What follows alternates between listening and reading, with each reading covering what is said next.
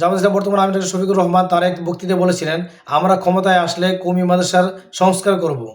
এই সংস্কারকে ঘিরে কওমি ওলামা একরাম কিছু আলেম নামের জাহিলরা বিশুদ্ধ করে ছড়ানোর চেষ্টা করছেন। তারা এটা বলছেন যে আহমদ শফি সাহেব থাকাকালীন কওমি জননী কওমি ফেসিস্ট যে সরকার শেখ হাসিনা পর্যন্ত এই স্পর্ধা দেখায়নি কওমি মাদ্রাসার সংস্কার করবেন, কওমি মাদ্রাসার সিলেবাসে কোনো ধরনের হাত না দিয়ে তিনি তাদেরকে সনদ দিয়েছেন। আর জামাত ইসলামের আমির এত বড় স্পর্ধা কি করে হয় যে কওমি মাদ্রাসার যে সিলেবাসে কি হাত দিবেন। অথচ দেখেন জামাত ইসলামের আমিরের বক্তব্যটি আপনারা ইউটিউবে গেলে পাবেন। তিনি বলেছেন কওমি মাদ্রাসাগুলো হচ্ছে আমাদের কলিজা, এখনো পর্যন্ত ইসলামী শিক্ষাটাকে তারাই ধারণ করছেন, তারাই ধরে রেখেছেন। সেখান থেকে প্রতি বছর শত শত হাফেজে কোরআন বের হচ্ছেন। আর আলিয়া মাদ্রাসার শিক্ষা ব্যবস্থাটা, আরবি শিক্ষা ব্যবস্থাটা সংকুচিত হয়ে এসেছে। তারা এই বক্তব্যটিকে না প্রচার করে, সাধুবাদ না জানিয়ে তারা এই কথাটিকে নিয়ে বিশুদ্ধ ছড়াচ্ছেন। আজকে দেখেন কওমি মাদ্রাসার সংস্কার না, কওমি মাদ্রাসাতে লেখাপড়া করে একজন ছাত্র না হতে পারছেন একজন ভালো উদ্যোক্তা, তাকে শুধুমাত্র মসজিদ এবং মাদ্রাসা কেন্দ্রিক ভিক্ষাবৃত্তির পেশা নিয়ে তাকে পড়ে থাকতে হচ্ছেন। অথবা কোনো মাদ্রাসায় ফি সাবিলিল্লাহ দানের অনুদানের টাকায় তাকে বেতন নিতে হচ্ছে। সে সরকারি কোনো চাকরিতে অগ্রাধিকার পাচ্ছে না, সে প্রশাসনে কোনো অগ্রাধিকার পাচ্ছে না, সে বিচারিক বিভাগে রাষ্ট্রীয় কোনো অর্গান। সমাজ থেকে এই কওমি মাদ্রাসার ছাত্ররা পিছিয়ে পড়া থাকার কারণে তারা রাষ্ট্রীয় কোনো কাজে মর্যাদা পাচ্ছে না। আল্লামা মওদুদী রহমতুল্লাহি আলাইহি এবং ডক্টর জাকির নায়েক শুধুমাত্র কওমি অঙ্গনে লেখাপড়া না করার কারণে এই দুইজনকে নিয়ে কওমি অঙ্গনের আলেম ওলামারা নানান ধরনের ফতোয়াবাজি করেন এবং বিশুদ্ধ ছড়ান। অথচ পৃথিবীর ইতিহাসে আজ পর্যন্ত যত তাফসির করা হয়েছে কোনো তাফসিরই ভুলের ঊর্ধ্বে নয়, তাফহিমুল কোরআনও তার ঊর্ধ্বে নয়। তো হাদিসে এসেছে যে ব্যক্তি চেষ্টা করলো সে 2 গুণ সওয়াব পেল, এবং যে ব্যক্তি চেষ্টা করে সফল হলো না সে 1 গুণ সওয়াব পেল। অথচ আল্লামা মওদুদী রহমতুল্লাহি আলাইহি অসংখ্য অজস্র কিতাব লিখে গিয়েছেন এবং তিনি ব্যর্থ হননি। ঠিক একইভাবে আল্লাহ তাআলা যদি চান কাউকে দিয়ে খেদমত দিবেন, দিনের খেদমত কারোর জন্য আটকে থাকেন না। তার জাজলমান প্রমাণ হচ্ছে হযরত ইব্রাহিম আলাইহিস সালাম, আল্লাহ তাআলা একজন কাট্টা কাফের করে তাকে পয়দা করেছেন এবং সেখান থেকে তাকে উঠিয়ে এনে তাকে দিয়ে দ্বীনের ইসলামের খেদমত করিয়েছেন। ঠিক একইভাবে ডক্টর জাকির নায়েকের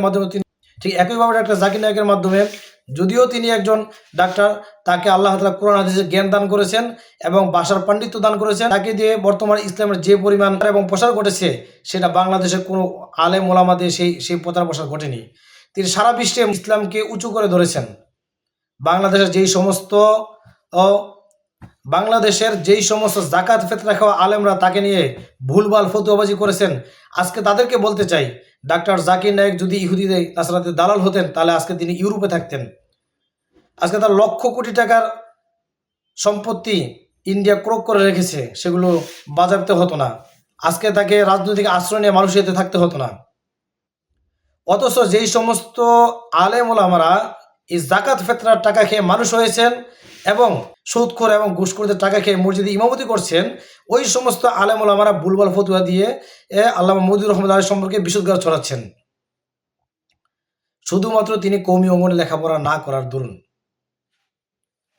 অথচ এই সমস্ত ওলামা একরাম মসজিদে চাকরি করার সুবাদে সুদখোরের বাসায় দাওয়াত খাচ্ছেন, ঘুষখোরের বাসায় দাওয়াত খাচ্ছেন, চাঁদাবাজের বাসায় দাওয়াত খাচ্ছেন, টেন্ডারবাজের বাসায় দাওয়াত খাচ্ছেন। সেই সমস্ত হারামের টাকা তার শরীরে প্রবেশ হচ্ছে বিদায় তার বয়ানে আজকে সমাজে কোনো ধরনের আসর পড়ছে না। এই সমস্ত বড় বড় ফতোয়াবাজ আলেম ওলামারা বিভিন্ন ওয়াজ মাহফিলে যেই ধরনের চার্জ করেন 30,000, 40,000, 50,000 টাকা, এবং সেটাকে এই বলে জায়েজ করার চেষ্টা করেন যে তার 2টি মাদ্রাসা রয়েছে, 3টি মাদ্রাসা রয়েছে, সেখানে শতাধিক এতিম ছাত্র লেখাপড়া করেন। বাংলাদেশে এতিমের কি বন্যা বয়ে গেছে? এবং এই সমস্ত আলেম ওলামারা আপনারা জেনে থাকবেন তারা ঠিকমতো সরকারি রাজস্ব দেয় না, তারা ঠিকমতো ট্যাক্স দেয় না। জামাত ইসলাম যদি ক্ষমতায় আসে বা যেই দলই ক্ষমতায় আসে, আগামীতে যেই দলই ক্ষমতায় আসে তাদেরকে আহ্বান জানাবো তারা যেন এই সমস্ত ওলামা একরামের যারা বয়ান করে বেড়ান বিভিন্ন ওয়াজ মাহফিলে, তাদের টাকা পয়সার যেন খোঁজখবর নেন। এই সমস্ত ভিক্ষাবৃত্তির টাকা অর্থাৎ সেখানে ঘুষখোরের অংশগ্রহণ থাকেন, সুদখোরের অংশগ্রহণ থাকে, চাঁদাবাজির অংশগ্রহণ, একজন চাঁদাবাজের অংশগ্রহণ থাকেন। অর্থাৎ আপনারা দেখবেন সমাজের যেই সমস্ত ঘুষখোর চাঁদাবাজরা অর্থাৎ অর্থবিত্তশালী তাদেরকে ওয়াজ মাহফিলে বড় বড় অক্ষর দিয়ে তাদের নামগুলো ফলাও করা হয় এবং তাদেরকে দাওয়াত দেওয়া হয় শুধুমাত্র টাকার জন্য। এবং ওয়াজ মাহফিলগুলোকে কেন্দ্র করে ভিক্ষাবৃত্তির একটা পসরা বসে। সেখানে ভিক্ষাবৃত্তি করে এই ওয়াজ মাহফিলগুলো করা হয়। কারো একক টাকা বা কারো একক অনুদানে কোনো ওয়াজ মাহফিল করা হয় না। কেন আজকে এই ওয়াজ মাহফিলগুলো মসজিদে আঙ্গিনায় করা যেত না? ওয়াজ মাহফিলের নামে যেখানে দেখবেন ওয়াজ মাহফিল হচ্ছে সেখানে একটা মেলা বসে যায়। বক্তার, শ্রোতার এবং আয়োজক কমিটি খালেস নিয়ত না থাকার কারণে আজকে এই সমস্ত ওয়াজ মাহফিল, বক্তার নিয়ত থেকে টাকা কামানো, শ্রোতার নিয়ত থেকে বক্তার আকৃতি দেখা, এই সমস্ত আয়োজক কমিটি থেকে তারা মূলত তাদের মসজিদের জন্য কালেকশন করে জন্য এবং এবং মাদ্রাসা প্রচার প্রসার করে এবং মাদ্রাসার জন্য কালেকশন করে।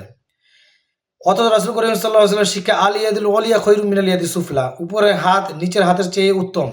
এই সমস্ত কওমি অঙ্গনের আলেম ওলামারা যাকাত, ফেতরা এবং কুরবানির চামড়া বেচার টাকা দিয়ে মাদ্রাসাগুলো পরিচালিত হয়। আমি সবগুলো মাদ্রাসার কথা বলছি না, আবারও বলছি, যেই সমস্ত নুরানি মাদ্রাসা, কিন্ডারগার্টেন মাদ্রাসাগুলো রয়েছে সেগুলোর কথা বলছি না। যেই সমস্ত মাদ্রাসা দাওরা পর্যন্ত রয়েছে সমস্ত মাদ্রাসাগুলোই যাকাতের টাকায় এবং ফেতরার টাকায় এবং কুরবানির চামড়ার টাকায় পরিচালিত হয়।